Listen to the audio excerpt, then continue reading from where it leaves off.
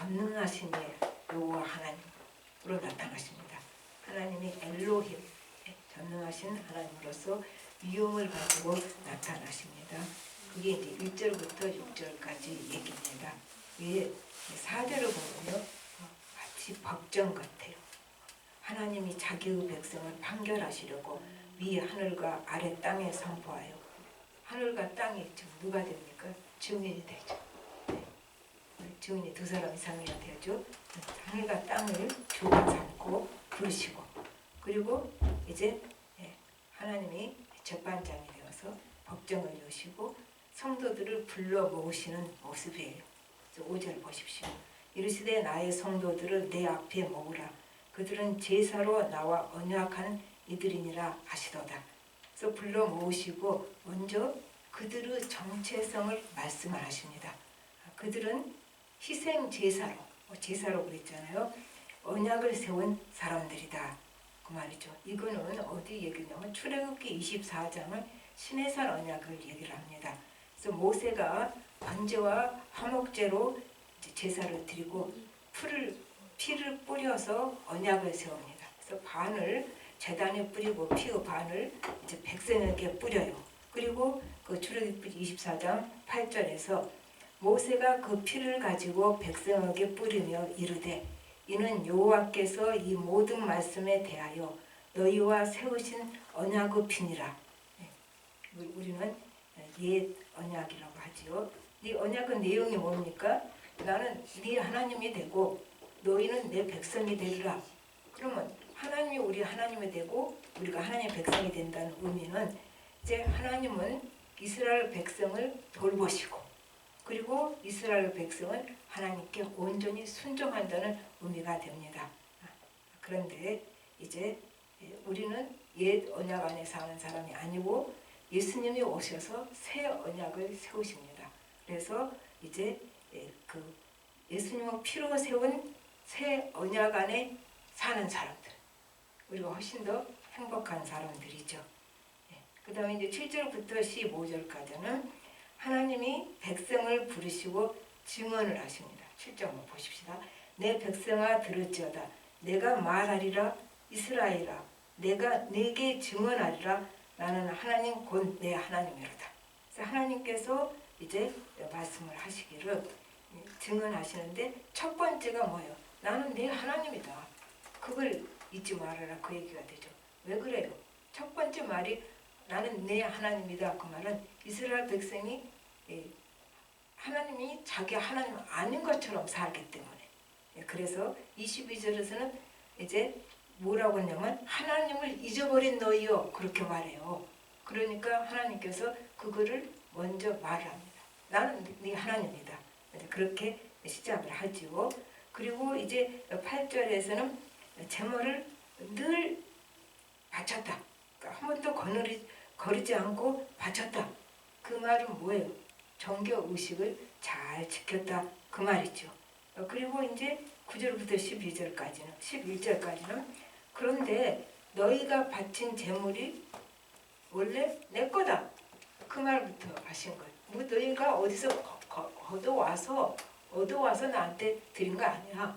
다 내 거고 내가 준 거다. 그 의미가 되겠죠. 그래서 너희가 바친 제물 원래 다 내 거고 그리고 너희가 이제 12절 13절은 너희가 제물 안 가져와도 나 배 안 고파. 내가 굉장히 직설적으로 표현했어요. 네가 제물 안 가져온다고 내가 배고프냐? 아, 나 배 안 고파. 그것을 이제 내가 이렇게 줄여서 말한 것이죠. 저기 13절에 보면 내가 수소 고기를 먹으며 염소 피를 마시겠느냐? 이렇게 말한 거거든요. 그러니까 네가 제물 안 드려도 나는 배 안 고프다.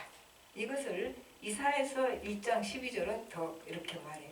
이제 앞에 제물을 이렇게 얘기하면서 너희가 내 앞에 보이러 오니 이것을 누가 너희에게 요구하였느냐?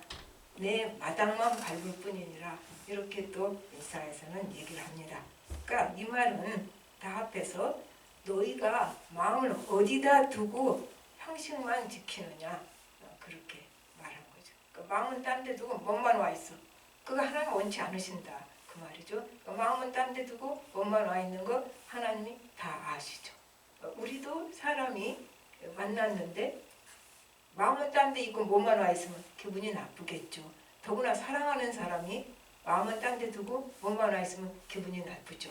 하나님께서 그걸 모르시겠어요? 그러니까 너희가 마음을 어디다 두고 이렇게 이제 형식만 지키느냐, 그런 의미가 되는 거죠. 그리고 이제 14절부터 15절까지는 하나님께서 자기가 원하시는 얘기를 해요. 그래서 이제 14절에 감사로 하나님께 제사를 드리며 지존하신 이에게 내 소원을 갚으며 환난 날에 나를 부르라. 내가 너를 건지리니 내가 나를 영화롭게 하리로다. 이것이 하나님께서 원하시는 거다, 그 말이죠. 여기서 풀어보면은 이제 내가 원하는 것이 지금 세 가지가 나와요. 감사하는 마음을 내게 드리는 거다. 그게 내가 원하는 거다. 그리고 그것이 참된 제사다. 아까는 몸이 안 왔잖아요. 마음이 안 왔잖아요. 그런데 감사하는 마음을 내게 드리는 것, 이것이 참된 제사다. 그리고 이제 네 소원을 지키는 것이 내가 원하는 거다. 소원은 맹세하다 뜻도 있고 헌신하다 뜻도 있어요. 그래서 원래 소원을 의미는 내 전체를 하나님께 드립니다, 그런 의미가 되죠. 그러니까 맹세하고 헌신하는 거죠. 그래서 하나님께 드립니다, 꼭 맹세하고 그리고 헌신하는 것이 소원이다, 그 말이죠. 그리고 소원할 때 헌금을 내잖아요. 소원할 때 헌금을 내는 것은 이제 자기를 다 하나님께 드리는 것이 이제 소원이니까 하나님께 자신을 다 드린다는 의미로 자기 값을 하나님께 드리는 거예요. 그것이 이제 소원할 때 헌금을 드리는 것이 되는 거죠. 이제 여기서 문제가 되는 것이 사람들은 이제 맹세는 해요. 그리고 헌신은 안 해요. 여기서 이제 문제가 생기는 거죠. 그러니까 하나님께서 네 소원 지켜라. 맹세만 하지 말고 헌신도 해라. 그것도 들어가 있겠죠. 그 다음에 이제 15절에서는 또 이제 하나님 원하시는 것은 환난 때 나한테 부르짖어라. 그냥 입술만 부르짖으라는 의미가 되겠어요. 이럴 때는 나를 신뢰하는 기도를 해라, 그 말이 되죠. 이제 하나님의 선하심과 그 은혜를 신뢰하고 그리고 이제 그분을 신뢰할 때 하나님이 우리 삶을 다 건지신다는 것, 책임져 주신다는 그 믿음으로 이제 부르짖으라는 얘기가 되겠지요. 그러니까 이 말은 자신의 마음을 제물로 가져온 자는 이제 온 마음으로 부르짖을 것이고, 입술만 부르짖는 것이 아니라 전심을 다해서 부르짖을 것이고, 그 사람 내가 건져줄 거다. 그게 15절 얘기예요. 그리고 이제 건져주기만 한 게 아니에요. 15절에 보면 내가 나를 영화롭게 하리로다. 그렇게 말을 해요. 그래서 그 사람은 그렇게 나한테 전심전력으로 나를 신뢰하고 믿고 부르짖는 그 사람은 내가 어떻게 그 사람의 삶에 개입해 들어가서 역사하고 어떻게 내 능력으로 이제 구원해 주는가를 체험하게 될 것이다. 그리고 어떻게 하나님께 영광 돌릴 것이다. 하나님이 나타나셨으니까, 체험하셨으니까 하나님을 영화롭게 할 것이다. 이제 그 얘기가 됩니다. 그 다음에 이제 16절부터 21절까지는 신앙 고백과 삶이 다른 자들의 제 목록이 나와요. 악인이라고 해요. 왜 그죠? 16절에 악인에게는 하나님이 이르시되 내가 어찌하여 내 율례를 전하며 내 언약을 내 입에 두느냐. 여기서 악인은 뭐예요? 가서 예배드리는 사람들인데 입으로만 예배드리는 거죠. 그러니까 여기서 말하는 그 악인들은 그 죄 목록을 쭉 보면은 하나님 왜 악인이라고 말했는가를 알 수 있어요. 그러니까 16절에서는 입으로는 성경 말씀을 읊어대고 믿음이 있는 것 같이 얘기를 하지만 그 심정에 하나님이 없는 거죠. 그래서 22절도 하나님을 잊어버린 자, 그렇게 표현한 거죠. 그리고 18절에는 죄 짓는데 바빠. 죄 짓기도 쉽지 않아요. 그것도 부지런해야지 지으니까. 죄 짓는데 바쁘다. 자기 것 아닌 것도 함내고 이제 가늠마음 사람들과 동료가 되고 같이 가늠하는 마음을 품는다 얘기가 돼요. 그게 이제 18절 얘기입니다. 그러니까 여기서 간음하는 마음을 품는다는 것은 하나님이 아니고 다른 것 섬긴다. 세상을 섬기고 자기 욕망을 섬기고 성공을 섬기고, 우리가 어쩌면 섬기는 것에서 잘 드러나지 않지만 자기 욕망 섬기는 게 아마 제일 클 수 있어요, 여기서. 그래서 야고보서 4장 4절, 간음하는 여리들아 세상과 벗된 것이 하나님과 원수됨을 알지 못하느냐. 그렇죠. 세상과 벗은 것이 간음한 거다. 그렇게 딱 잘라서 야고보서 4장은 얘기를 합니다. 그다음 이제 19절부터 20절까지는 또 입으로 범죄해. 행위로만 범죄한 게 아니라 입으로 범죄를 해서 남에게 해끼치는 말을 꿈에 대고 또 이제 사람의 허물을 들춰내서 비방하고, 내가 알아듣기 쉬운 말로 다 바꿔버렸어요. 그래서 이것이 뭡니까? 하나님이 없는 것처럼 삶을 산다. 그런 얘기가 돼요. 그리고 이제 21절에서는 하나님에 대한 경외심이 없어요.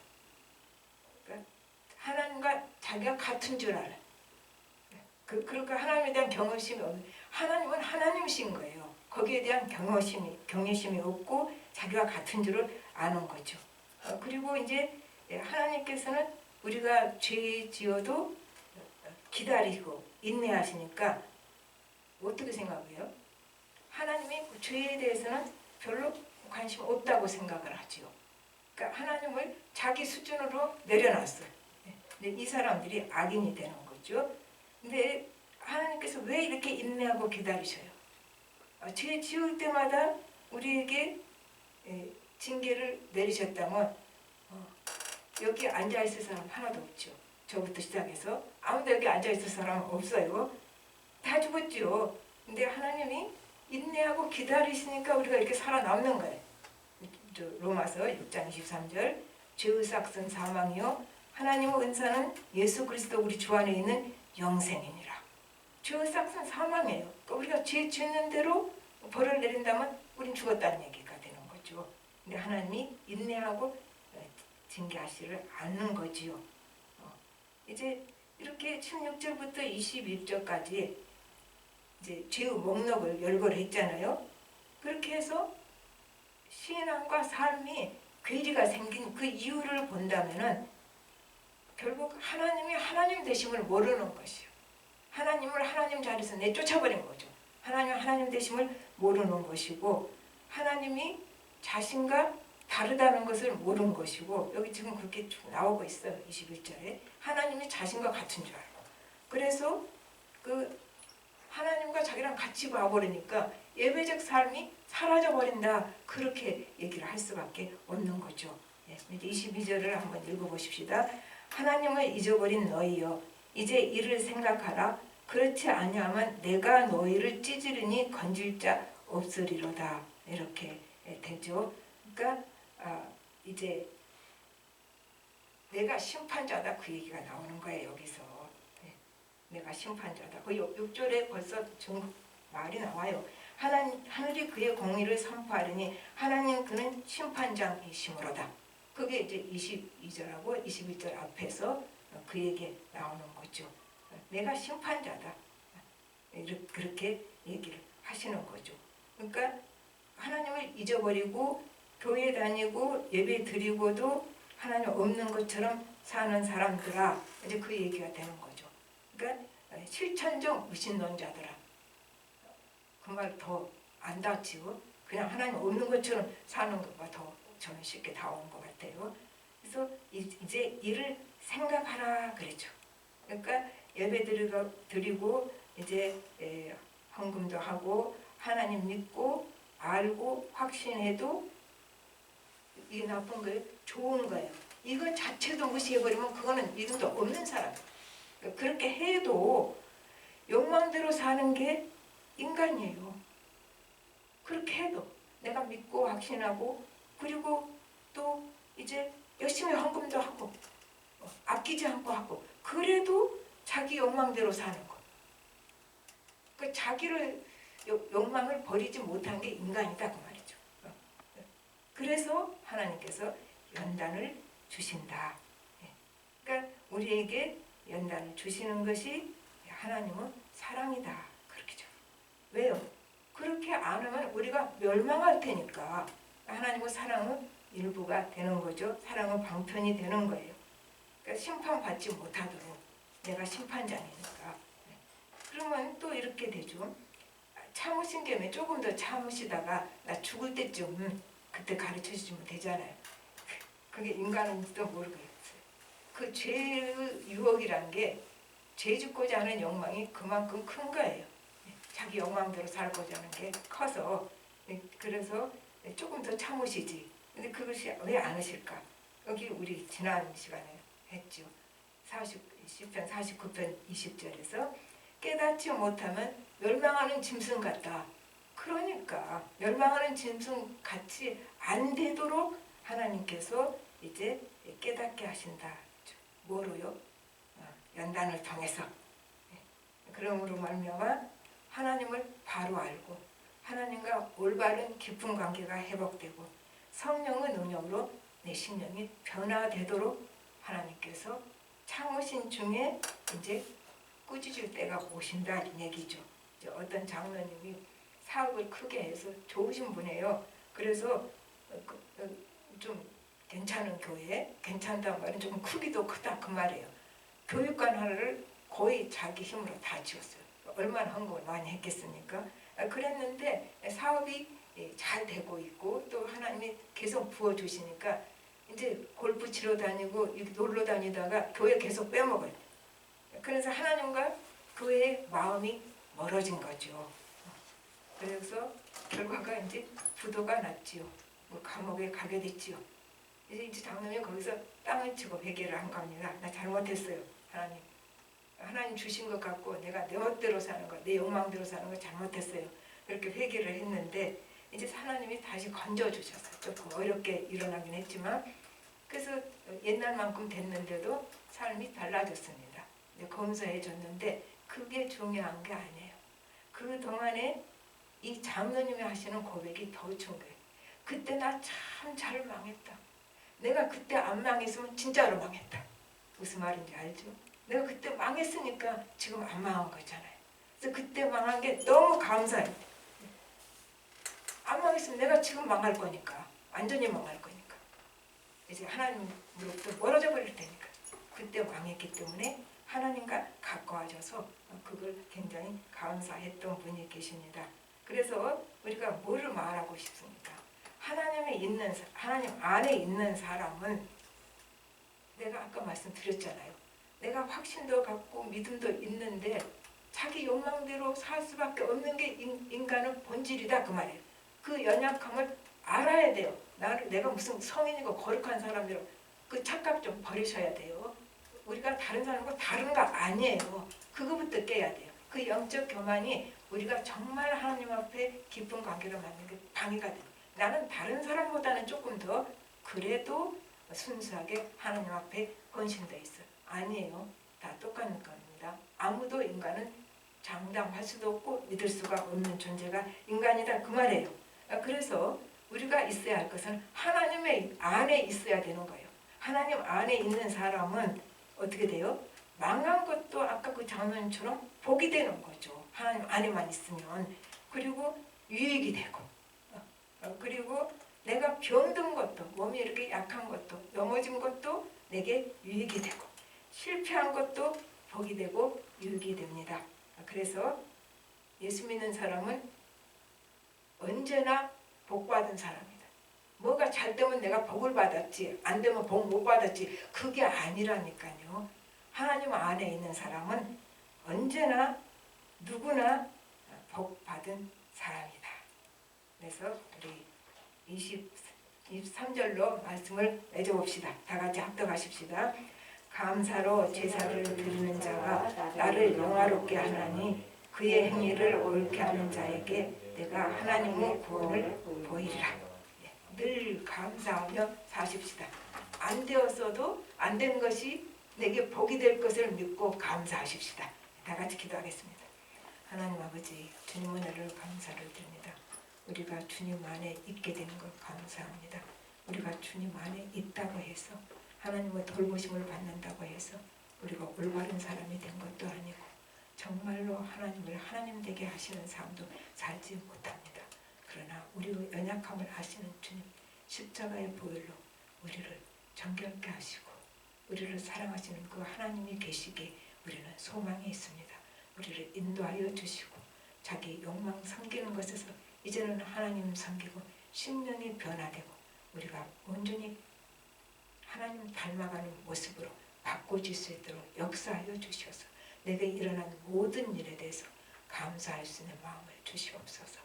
모든 말씀 예수님으로 기도합니다. 아멘.